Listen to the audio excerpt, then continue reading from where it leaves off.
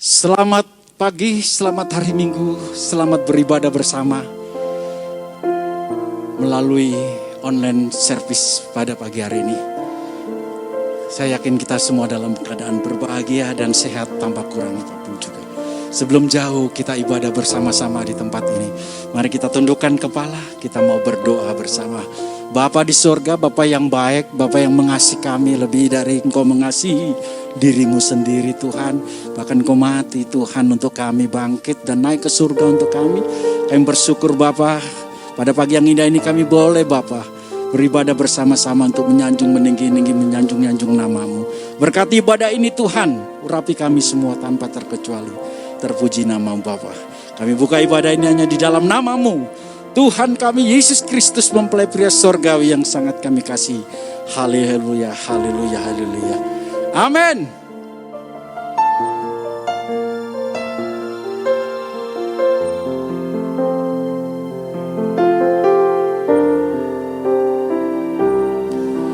Ku rasakan kasih-Mu Tuhan.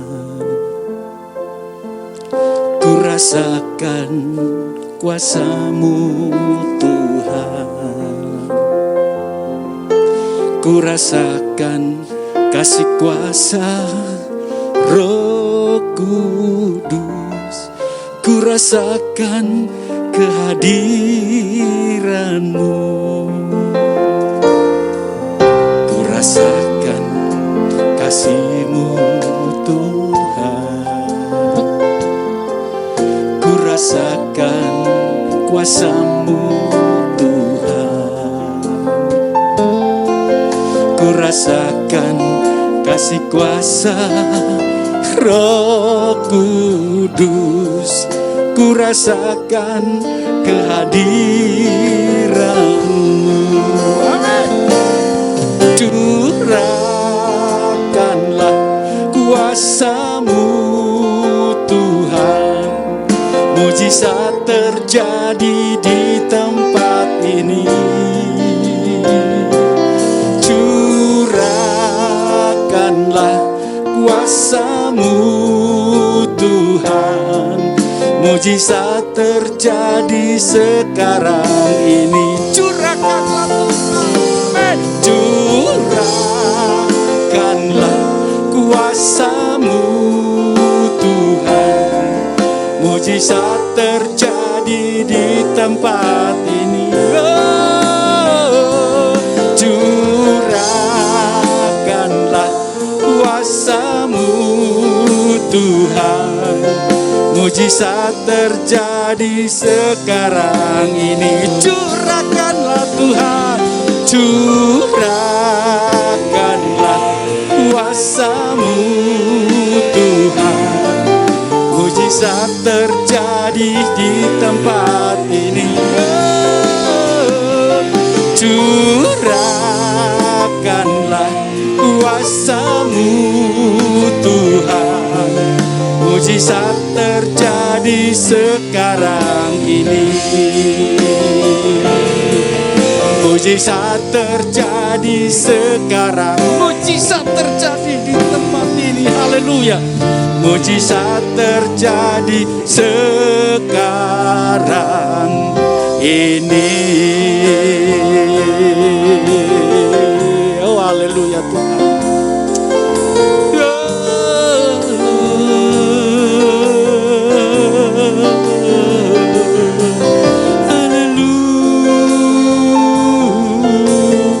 Kami menyembah-Mu Tuhan. Kami menyembah-Mu Yesus.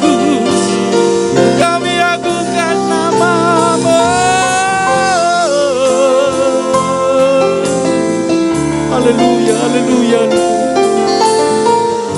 Kami menyembah-Mu Tuhan. Kami agungkan. Haleluya.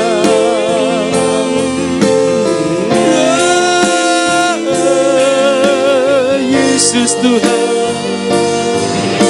Haleluya. Haleluya.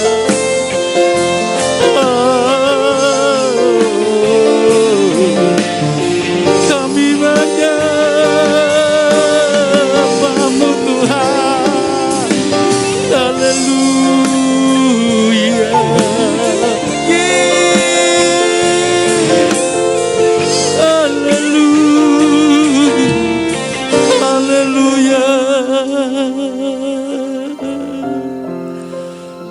Kami percaya Tuhan ada di tengah-tengah kami.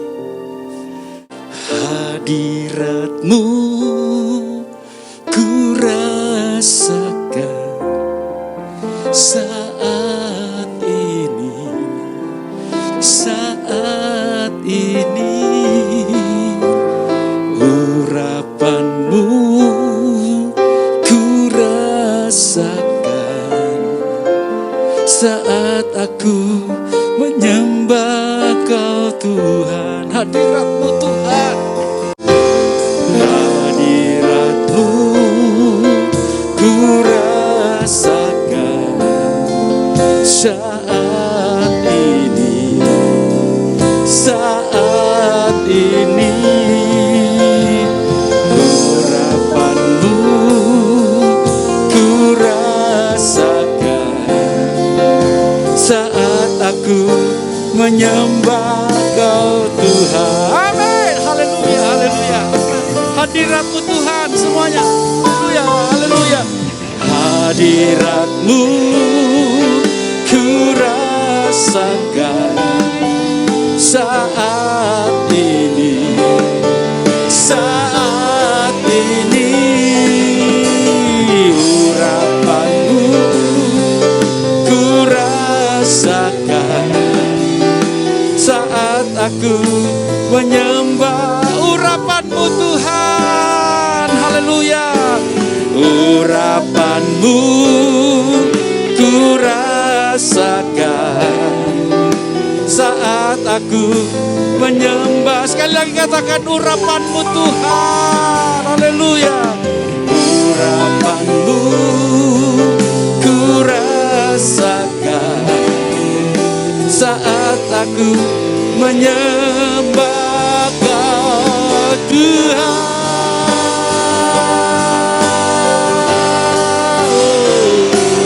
Beri kemuliaan untuk Tuhan Yesus kita sebagai orang-orang pemenang. Tepuk tangan sorak-sorai bagi Dia. Haleluya.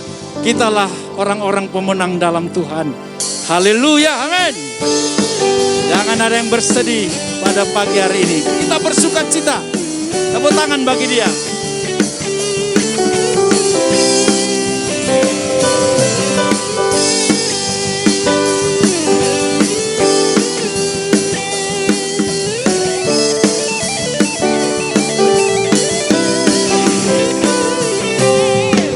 Lebih dari pemenang dalam segala perkara, iblislah dikalahkan oleh kuasa darahnya. Jika Allah di pihak kita, siapa dapat melawan? Kita lebih dari pemenang. Hey! Oh! Lebih dari pemenang dalam segala perkara. Hey!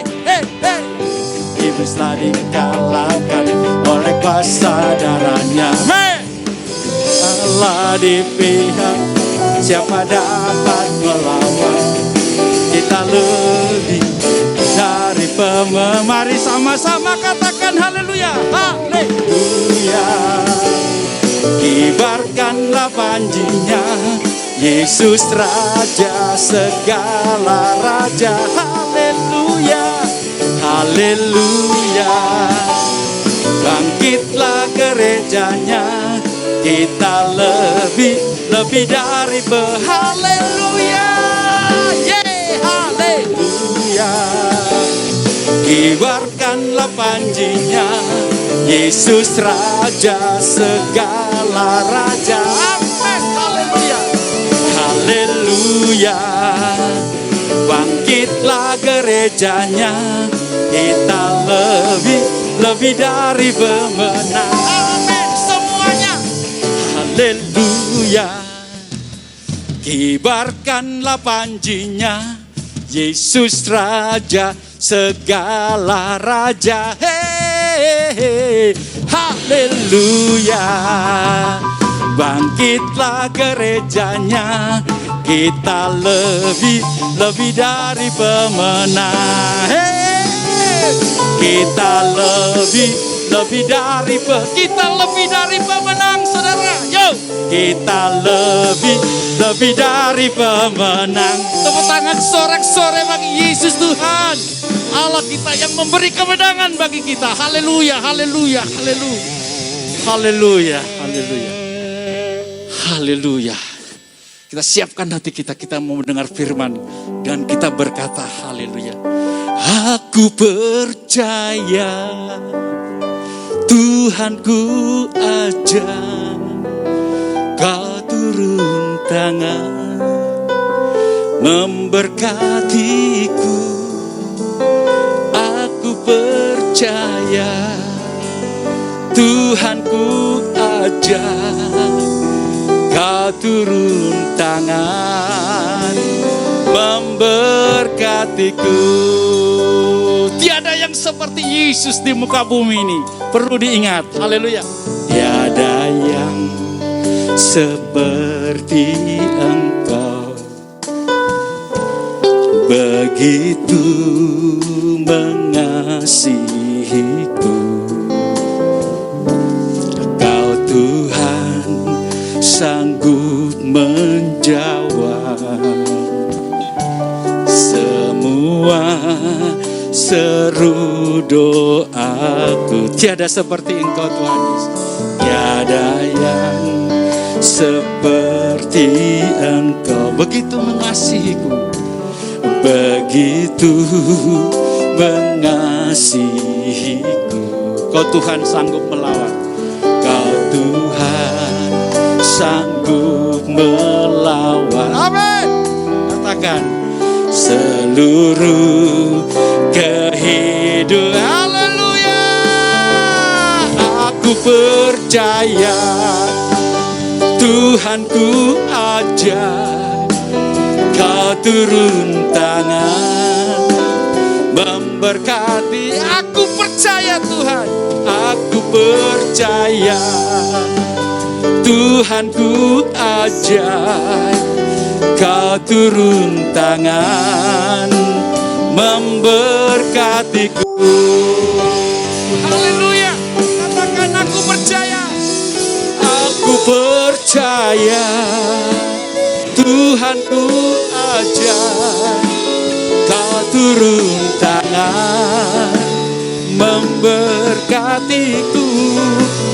Aku percaya Tuhanku aja, Kau turun tangan menyembuhkanku. Kau turun tangan menyembuhkanku. Katakan, Kau turun tangan menyembuhkanku.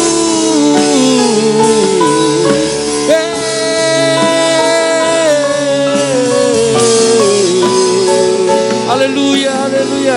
Kami bersyukur Tuhan, kami bersyukur. Haleluya. Amin, amin, amin, amin, amin. Kuduskanlah hati kami Tuhan, pikiran kami, telinga kami. Mampukan kami menangkap, mengimani, memahami firman-Mu. Urapi hamba-Mu dan umat-Mu yang mendengar. Berfirmanlah bagi kami semua. Kami bersyukur untuk ibadah pagi ini. Dan di dalam nama Tuhan Yesus Kristus, Juru Selamat yang hidup dan mempelai surgawi kami sambut firman-Mu. Haleluya. Amin. Puji Tuhan jemaat, pada pagi hari ini dalam ibadah raya bersama, firman Tuhan saya beri pokok pikiran yang sering juga disebut sebagai tema, ya, jendela kebenaran. Melalui sebuah jendela, seseorang dapat melihat jauh di depan apa yang ada di sana. Dengan jendela, seseorang bisa melihat ke bawah, di mana mungkin ada sesuatu yang indah atau ada sesuatu yang berbahaya. Ambil contoh yang sederhana. Kalau saudara semua memiliki HP, HP seringkali disebut jendela dunia. Melalui sebuah HP yang segenggam tangan kita, kita bisa melihat berbagai keadaan dunia ini. Nah, melalui firman Tuhan yang saya petik dari kitab Ayub, ini cerita kuno, cerita klasik yang masih update sampai hari ini. Masih cocok di zaman milenial ini. Apa itu? Kebenaran-kebenaran apa? Dalam waktu yang terbatas ini, ada 3 hal saya ajak jemaat untuk melihat kebenaran yang pertama. Ayub pasal 2 ayat 3 sampai 6. Tuhan bertanya, ini dalam terjemahan sehari-hari. Saudara bisa membaca di rumah masing-masing dalam terjemahan bahasa Indonesia yang baru. Tuhan bertanya, apakah sudah kau perhatikan hambaku Ayub? Di seluruh bumi tak ada orang yang begitu setia dan baik hati seperti dia. Ia menyembah aku dan sama sekali tidak melakukan kejahatan. Dia masih tetap setia kepadaku. Walaupun engkau telah membujuk aku, mencelakakan dia tanpa alasan. Tetapi si penggoda atau iblis terjemahan di Alkitab saudara menjawab, nyawa dan kesehatan lebih berharga daripada harta. Manusia rela mengorbankan segala miliknya asal ia dapat tetap hidup. Seandainya tubuhnya kusakiti, pasti ia akan langsung mengutuki engkau Tuhan. Maka berkatalah Tuhan kepada si penggoda atau iblis itu, baiklah, lakukanlah apa yang engkau mau, asal jangan kau bunuh dia. Jemaat yang dikasihi Tuhan, kita melihat di sini ya, kebenaran pertama. Mana yang lebih dipentingkan Tuhan? Kehidupan manusia, khususnya kehidupan orang Kristen untuk hidupnya yang sekarang atau hidupnya yang akan datang. Dengan kata lain, mana yang lebih Tuhan pentingkan? Sekarang kita ini menjadi apa? Saya ulang. Sekarang dalam hidup situasi zaman seperti ini, kita ini jadi seperti apa? Atau mana yang Tuhan lebih pentingkan?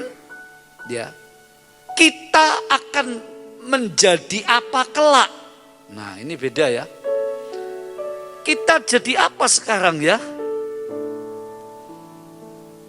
Ini bicara kehidupan yang fana, selalu berkutat areal kefanaan. Jadi apa ya sekarang ini? Mengapa saya sekarang ini jadi begini ya? Mengapa zaman begini susah sekarang ini ya? Dan sebagainya. Mengapa nasibku sekarang jadi seperti ini? Mengapa banyak malapetaka seperti ini? Kapan dia berakhir? Tidak salah saudara. Tetapi ingat, jendela kebenaran. Kebenaran yang pertama, Tuhan itu lebih memikirkan kita kelak menjadi apa. Nah, ambil contoh. Orang tua selain memikirkan anak saya ini sekarang bagaimana ya? Itu kan baik. Tuhan juga sama loh. Tuhan memikirkan hidup anak-anaknya, jemaatnya untuk kehidupan sekarang ini. Terbukti saudara dan saya masih ada seperti ini hanya karena kemurahan Tuhan, karena pemeliharaan Tuhan. Tapi orang tua diam-diam dia lebih memikirkan, jadi apa kelak ya anakku? Nah itu. Jadi apa kelak ya dia? Begitu juga Bapa di surga. Di dalam Tuhan Yesus Kristus. Bersamaan dengan Tuhan Roh El Kudus. Saudara ketiga yang esah ini. Memikirkan. Jadi apa kita kelak jemaatnya? Dalam kitab Ayub ini saudara. Kita melihat Tuhan tidak wajib memberikan penjelasan kenapa Ayub mengalami cobaan-cobaan yang begitu berat. Sampai ada pujian, aku tak mengerti mengapa semua ini terjadi. Aku tak paham jalan-jalan-Mu Tuhan. Memang saudara, Tuhan itu Allah yang maha kuasa. Dia berdaulat. Dia yang memiliki hidup kita. Dia sudah menebus kita. Kita memang jadi miliknya. Dia tidak wajib memberitahu. Coba saudara bayangkan.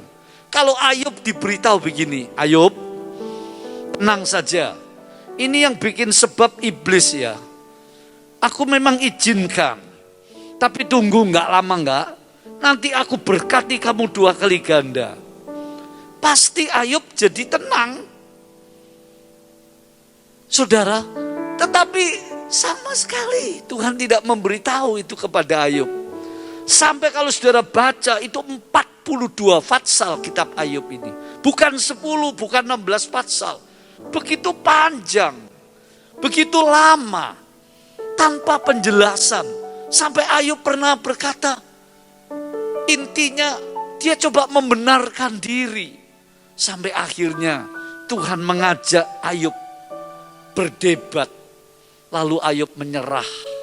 Dia mengaku, Tuhan aku bersalah. Aku berdosa. Karena apa? Saudara, karena dia tidak bisa memahami pikiran Allah.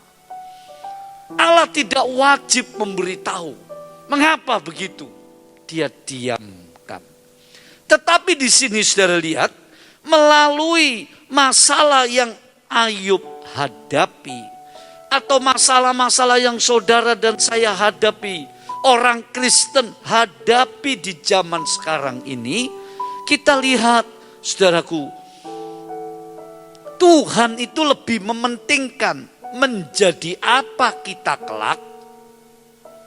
Itu pertanyaannya. Bukan cuma sekarang, jauh yang lebih penting menjadi apa kita kelak.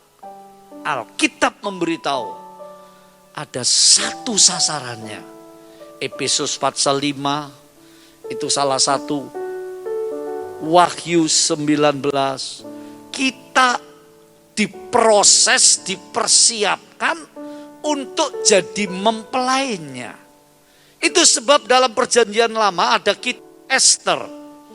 Kitab Ester, bagaimana Ester anak yatim piatu ini dipilih menjadi permaisuri raja, yaitu Raja Ahasweros.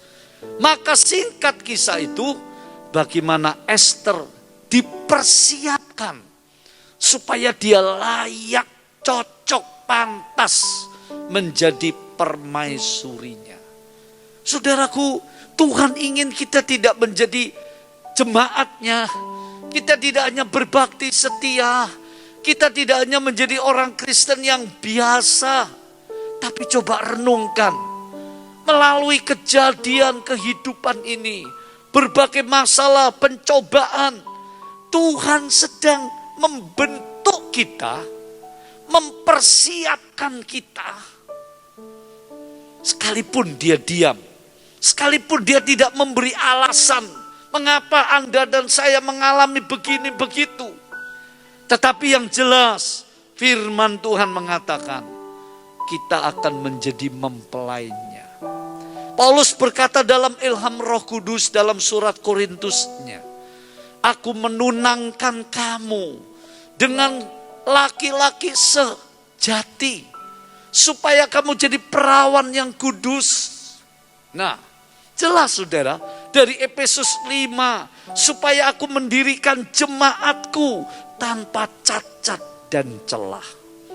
Jadi, Tuhan itu mencari orang-orang yang hidupnya benar-benar, saudaraku, untuk setia kepada Tuhan. Sedemikian rupa kehidupannya ini, sehingga kelak dia cocok untuk menjadi mempelai Kristus.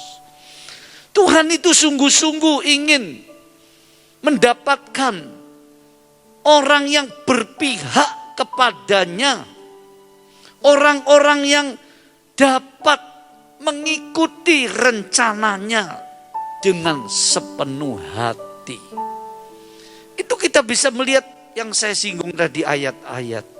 Coba di dalam Amsal, saudaraku, juga dijelaskan.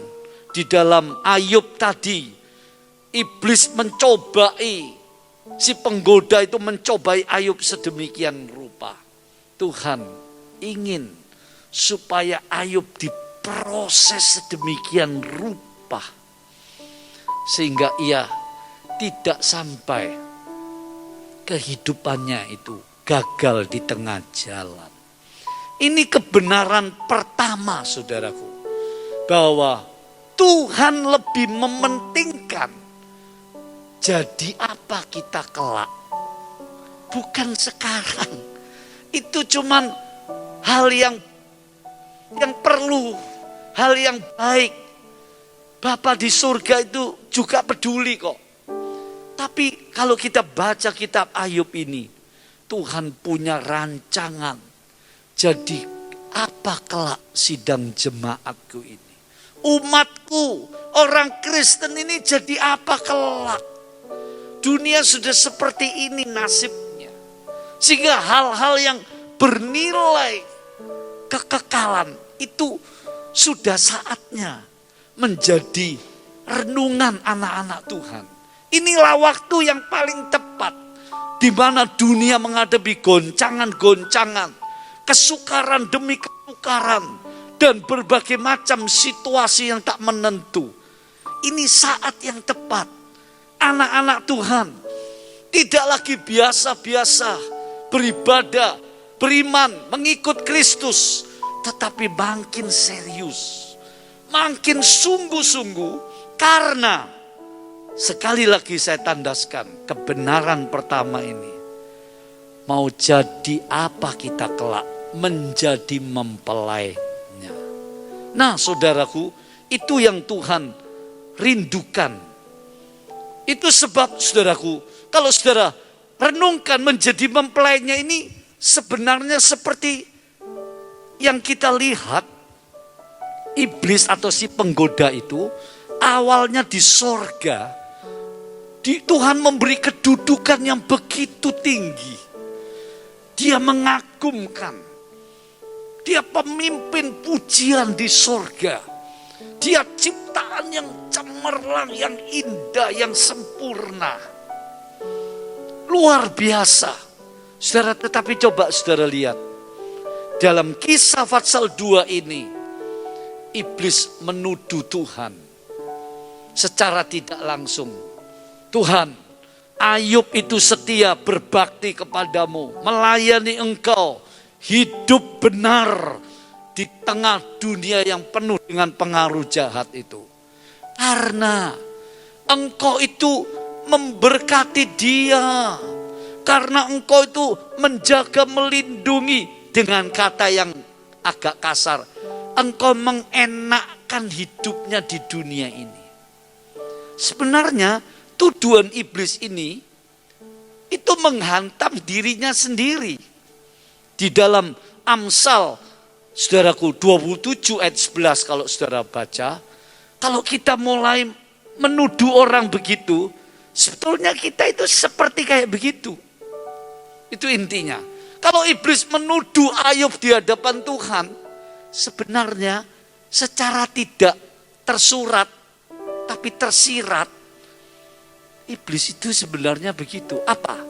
Dia itu melayani Tuhan, jadi ciptaan yang sudah diberi kedudukan begitu. Dia itu hanya mau menyenangkan dirinya sendiri. Itu sebab kisahnya dalam Yesaya 14, Yeskil 28. Ketika iblis atau malaikat Lucifer itu ingin lebih tinggi lagi. Lebih tinggi sampai menjadi seperti Allah. Duduk di tempat yang maha tinggi. Menyamai Allah. Apa artinya? Saudaraku, ini satu kesombongan. Lalu dibuang oleh Tuhan dari sorga. Apakah iblis bertobat? Apakah iblis menyesal? Lalu minta ampun kepada Tuhan? Tidak, kalau saudara baca kisahnya. Malah iblis melawan Tuhan. Menghasut malaikat-malaikat yang lain. Bahkan menghasut manusia. Sehingga yang terjadi apa, saudaraku? Iblis itu merasa dulu jadi milik Tuhan, ciptaan Tuhan. Intinya selama dia dipuji di sorga, diberi kedudukan, kepercayaan yang menyenangkan dirinya, dikagumi malaikat-malaikat di surga, dia mau. Tapi begitu dia sudah dibuang dari sorga, tidak ada apa-apanya lagi, bukan dia malah setia ikut Tuhan seperti Ayub, enggak. Malah menjadi diabolos, musuhnya Allah. Dia selalu cari cara untuk merusak umat manusia, menjauhkan manusia, menipu daya orang-orang Kristen supaya melawan Allah, supaya meninggalkan Tuhan dan juru selamatnya. Ini membuktikan iblis ini hanya mau berkatnya saja. Dia nggak cinta Tuhan. Dia nggak ingin seperti Tuhan itu untuk kemuliaan Tuhan, tapi untuk mengenakkan dirinya. Sayangnya, sikap iblis ini, motivasi iblis ini ada benarnya, saudara. Artinya sampai sekarang cerita nyata yang klasik, yang kuno ini, sampai sekarang berlaku untuk sebagian besar orang Kristen loh. Kalau boleh saya katakan begitu, coba kita renungkan. Betapa banyak dalam kehidupan kita. Kehidupan anak-anak Tuhan. Kehidupan pelayan-pelayan Tuhan. Sesungguhnya dia mau setia, dia mau berbakti ikut Tuhan. Kebanyakan, gak semua.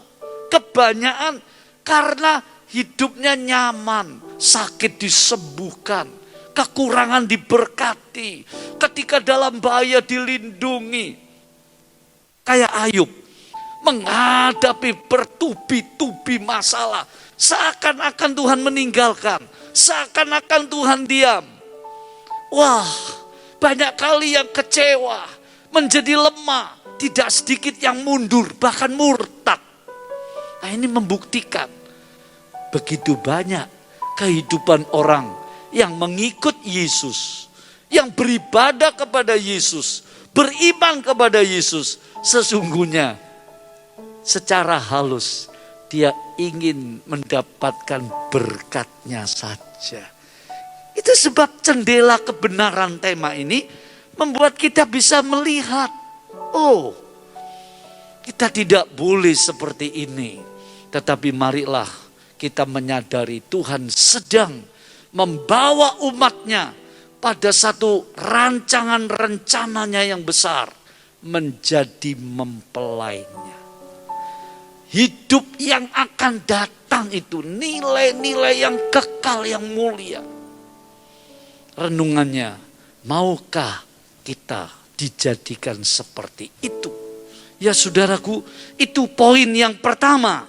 Nah, di poin pertama ini, itu ada pujian. Mari saudara yang di rumah 1 menit kita pujikan bersama-sama.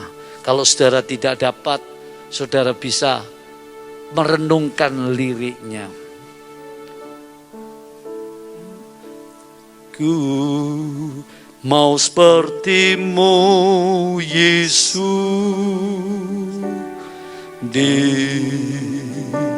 disempurnakan selalu dalam setiap jalanku, memuliakan nama-Mu. Ku mau seperti-Mu Yesus, disempurnakan selalu dalam setiap jalanku, memuliakan nama-Mu. Jemaat yang dikasihi Tuhan, ini jendela kebenaran pertama, yaitu kebenarannya Tuhan membawa kita, memproses kita, menyiapkan kita untuk jadi mempelainya.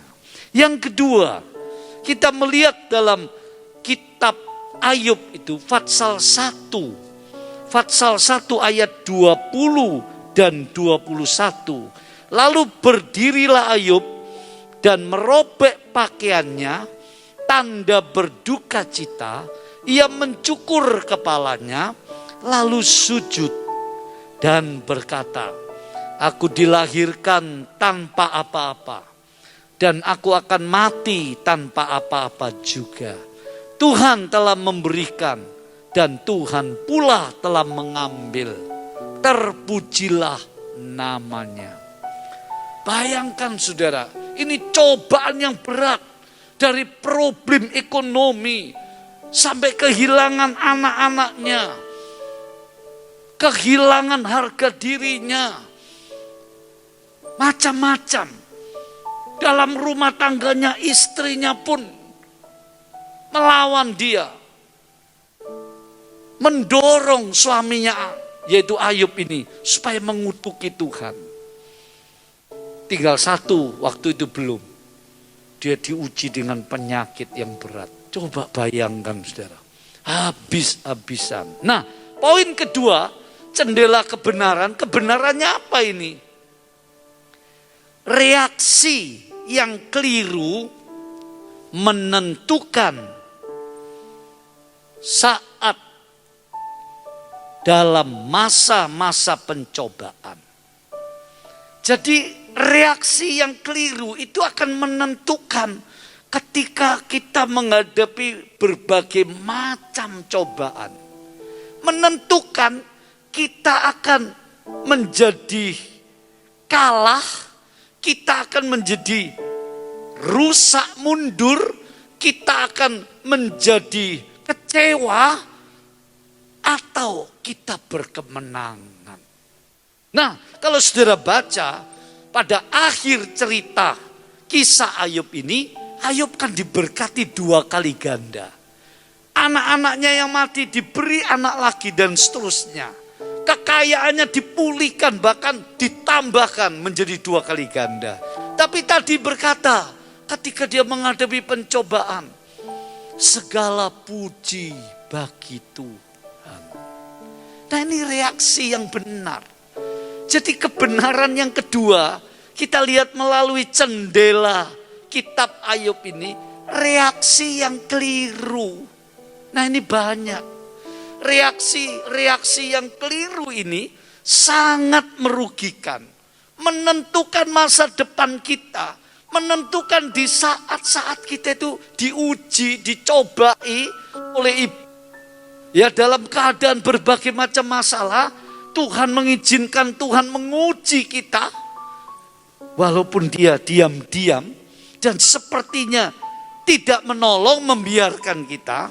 Saudaraku, Tuhan ingin melihat reaksi yang benar. Bukan persoalannya yang penting dulu, tapi reaksi anak-anak Tuhan orang Kristen ketika dalam pencobaan. Ayub ini memberi contoh yang indah karena anugerah Tuhan dalam hidupnya. Dia berkata segala puji bagi Tuhan. Ini sebuah korban syukur, saudara. Ya, itu sebab dalam surat Tesalonika dikatakan ucapkanlah syukur dalam segala sesuatu. Karena itu kehendak Allah di dalam Yesus Kristus. Jadi reaksi yang keliru itu sangat merugikan, bahaya. Reaksi yang benar. Apa reaksi yang benar? Salah satunya mengucapkan syukur. Kalau saudara dan saya diberkati lalu kita mengucap syukur, itu namanya ucapan syukur. Tapi kalau dalam keadaan cobaan yang berat, berkat belum datang, solusi belum ketemu, Tuhan belum menjawab seperti yang kita harapkan, tapi saudara bersyukur selalu kepada Tuhan, itu namanya korban syukur. Haleluya. Nah, poin yang kedua ini tidak terlalu panjang, tetapi ini reaksi penting sekali. Ada sebuah pujian yang mengingatkan kita bagaimana reaksi kita sebagai anak-anak Tuhan. Ku mau cinta Yesus selamanya. Ku mau cinta Yesus selamanya. Meskipun badai silih berganti dalam hidupku, ku tetap cinta Yesus selamanya. Semua jemaat di rumah katakan, ku mau cinta Yesus selamanya. Ku mau cinta Yesus selamanya. Meskipun badai silih berganti dalam hidupku, ku tetap cinta Yesus selamanya. Semoga jemaat yang dikasihi Tuhan semua, kita bisa bereaksi yang tidak keliru di saat-saat tekanan hidup makin berat. Problem silih berganti, mengucap syukur karena hati mencintai Tuhan Yesus. Yang terakhir, kita lihat di dalam Ayub 19. Kalau saudara baca dalam Ayub pasal yang ke-19, kita akan menemukan pengertian seperti ini, saudaraku. Ya, Ayub pasal yang ke-19 ayat yang ke-25 sampai 27. Aku tahu bahwa di surga ada pembelahku. Akhirnya ia akan datang menolong aku. Meskipun kulitku luka-luka dan pecah, tetapi selama aku bertubuh, akan kupandang Allah. Dengan mataku sendiri dia akan kulihat, dan bagiku dia menjadi sahabat. Apa artinya ini, saudaraku? Kalau saudara baca Wahyu pasal 20 ayat terakhir, Wahyu pasal yang ke-20,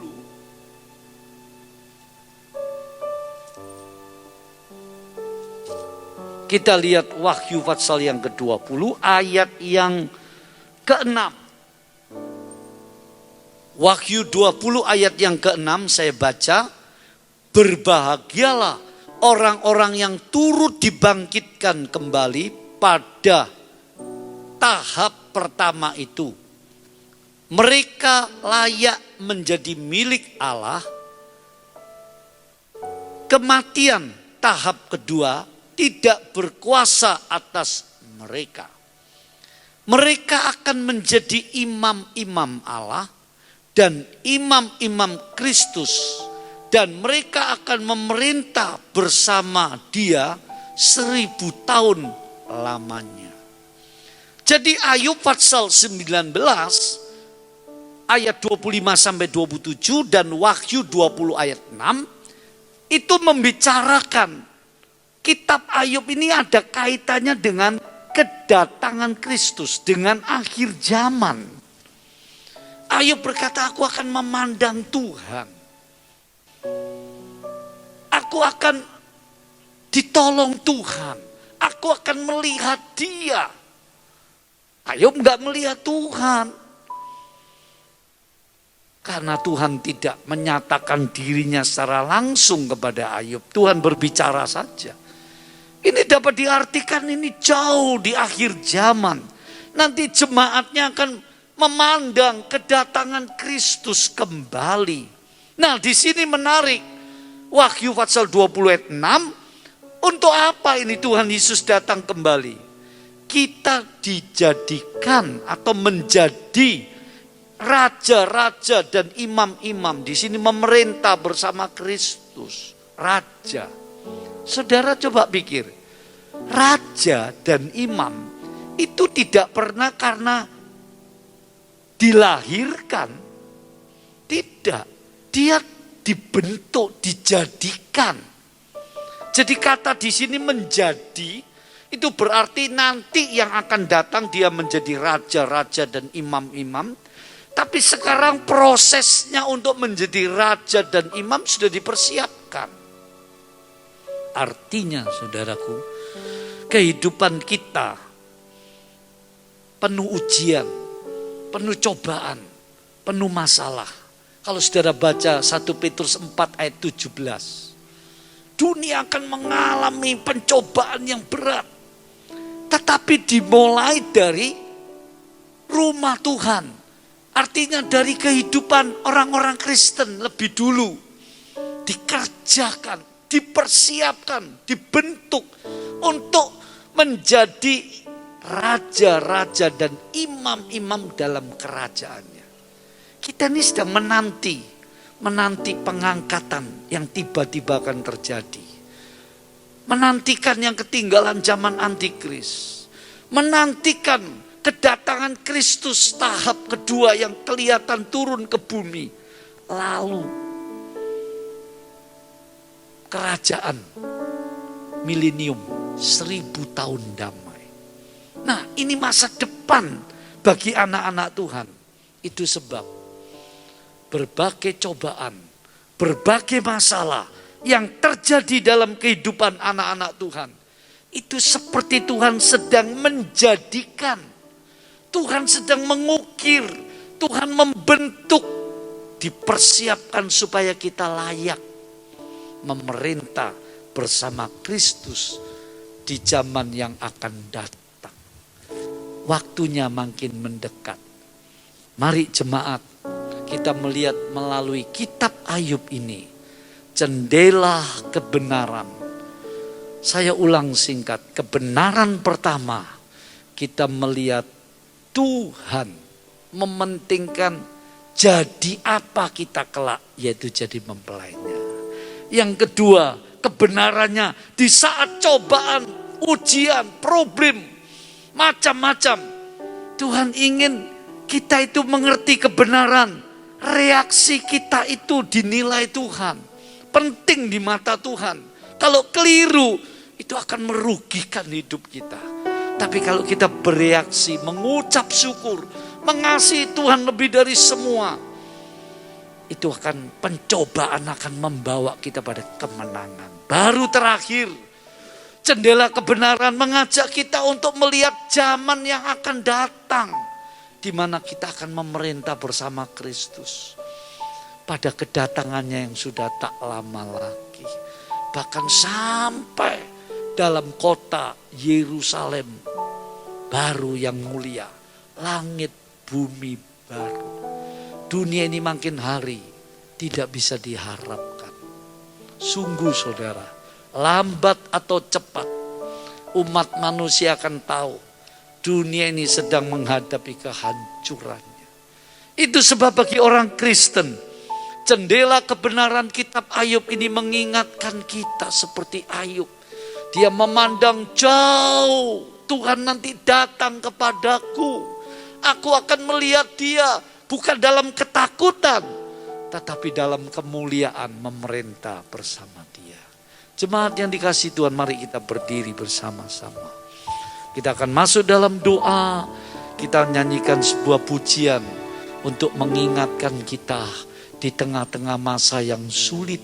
Bahkan di tengah kesuksesan pun kita sadar, apa sih arti sebuah kesuksesan? Semua akan berakhir.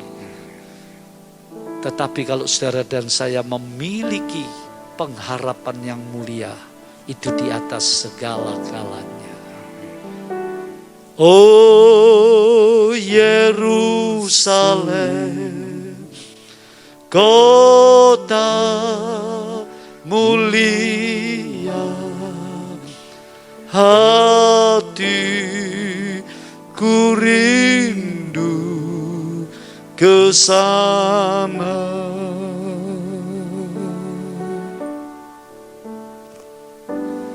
Oh Yerusalem, kota mulia, hatiku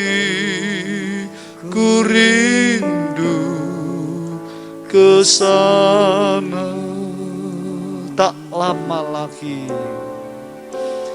tak lama lagi, Tuhanku datanglah, bawa saya masuk sana. Tak lama lagi, Tuhanku datanglah, bawa saya masuk sana. Mari jemaat kita berdoa. Kami berterima kasih Tuhan, bagaikan sebuah jendela firman-Mu, kami dapat menengok Tuhan perkara-perkara yang penting dalam hidup ini. Kami seringkali dibutahkan, dibuai, disedihkan oleh persoalan-persoalan hidup yang sementara ini.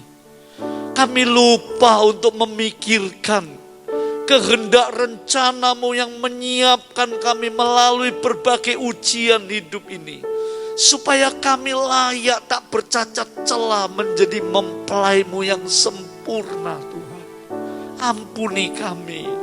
Kami lupa kesenangan dunia, kekhawatiran dunia, kekayaan dunia, kegelisahan dunia itu memenuhi hati pikiran sampai kami lupa bahwa semua itu seperti yang dialami Ayub untuk membawa kami Tuhan benar-benar menjadi pengikut-Mu, umat-Mu yang disempurnakan.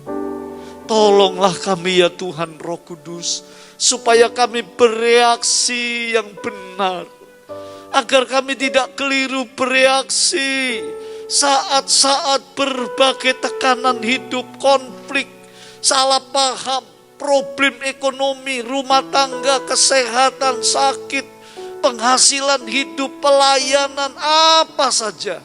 Supaya kami selalu mengucap syukur, supaya kami mengasihi Engkau lebih dari segalanya. Dan akhirnya Tuhan, ajar kami benar-benar menyadari Engkau membentuk kami. Tuhan tidak otomatis untuk bisa memerintah bersama-Mu dalam kerajaan milenium yang agung mulia. Supaya kami jadi raja-raja dan imam-imam. Ini zaman sudah berakhir. kedatangan-Mu sudah di ambang pintu.